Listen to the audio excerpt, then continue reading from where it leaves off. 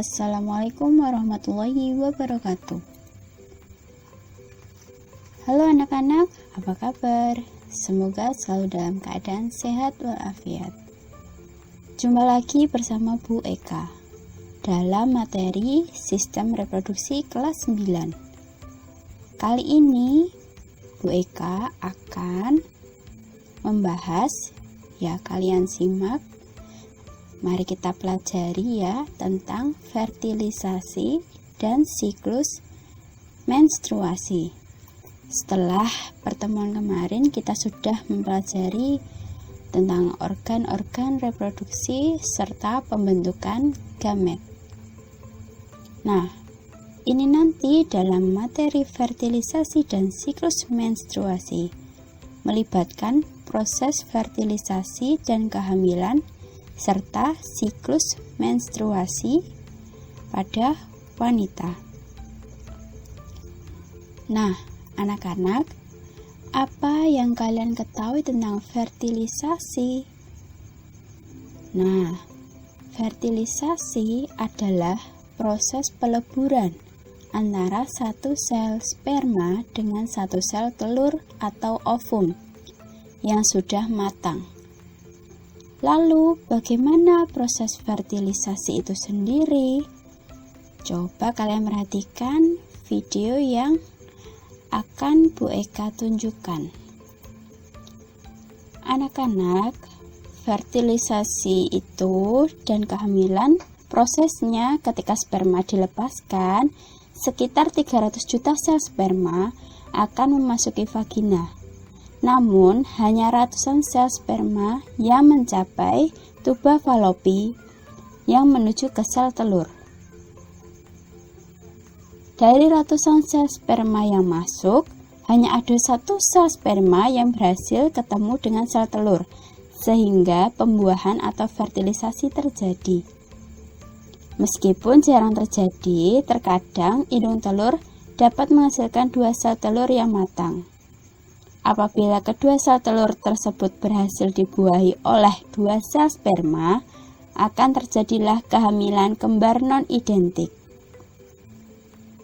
Fertilisasi merupakan proses peleburan inti sel sperma dengan inti sel telur, sehingga membentuk zigot di dalam tuba falopi.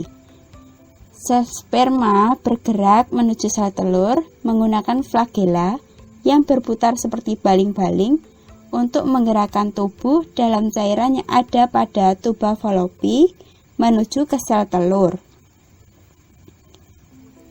Zigot yang terbentuk setelah fertilisasi akan melakukan pembelahan menjadi embrio yang akan menuju ke rahim. Kemudian tertanam ke endometrium. Pada kondisi ini, seseorang dikatakan mengalami kehamilan atau dalam kondisi hamil. Kehamilan ini sendiri dapat dipastikan dengan menggunakan tes alat khusus. Setidaknya 3-4 minggu setelah hari pertama menstruasi terakhir atau dengan bantuan tenaga ahli di bidangnya. Nah, anak-anak, seperti itulah proses fertilisasi ya, dapat kalian pahami. Kemudian setelah kita mengetahui proses fertilisasi, selanjutnya kita akan belajar tentang menstruasi. Apa itu menstruasi? Menstruasi itu adalah terjadinya ya ovum yang tidak dibuahi, sehingga dinding rahim yang telah menebal dan penuh dengan pembuluh darah akan rusak dan luruh atau runtuh. Bersama-sama dengan ovum, jaringan tersebut dikeluarkan melalui vagina yang biasa terlihat yaitu darah ya. Jadi kalau ovum tidak dibuahi oleh sel sperma, maka yang akan terjadi adalah proses menstruasi. Lalu bagaimana siklus menstruasi itu sendiri? Nah, anak-anak harus memahaminya ya, proses atau siklus dari menstruasi itu sendiri. Coba kalian perhatikan pada video yang akan saya sampaikan.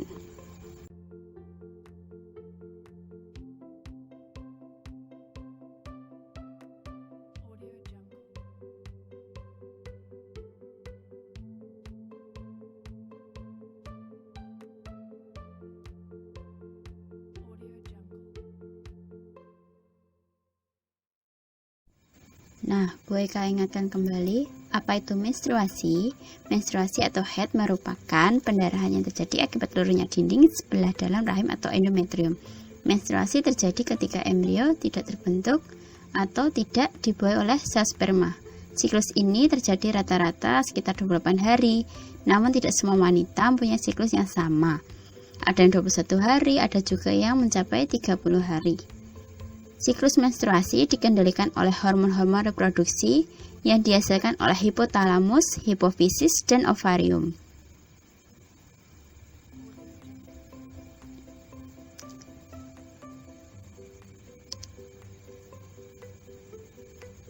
Siklus menstruasi terjadi atas 4 fase, yaitu fase menstruasi, fase praovulasi, fase ovulasi, dan fase pasca ovulasi.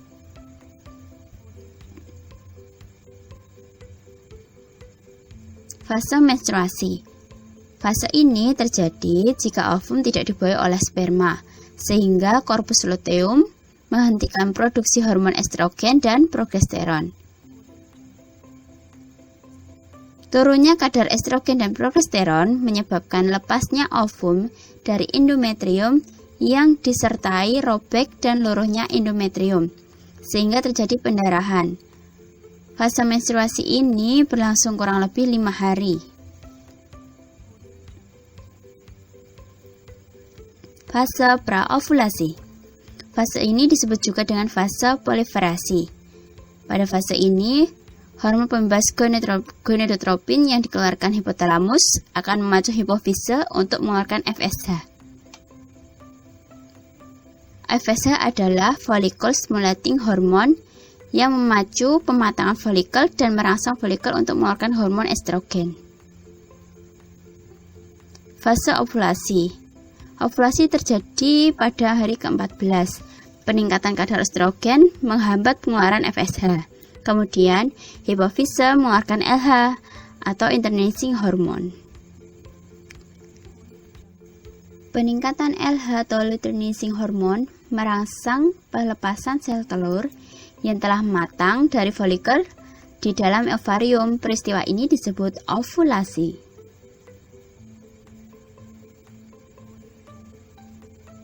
Fase pasca ovulasi. Folikel degraf atau folikel matang yang telah melepaskan sel telur akan berkerut dan menjadi korpus luteum. Korpus luteum yang mengeluarkan hormon progesteron dan masih mengeluarkan hormon estrogen, namun tak sebanyak ketika berbentuk folikel. Jika tidak terjadi pembuahan, korpus luteum akan berubah menjadi korpus albikan yang hanya sedikit mengeluarkan hormon, sehingga kadar progesteron dan estrogen menjadi rendah. Keadaan ini menyebabkan terjadinya menstruasi. Demikian seterusnya.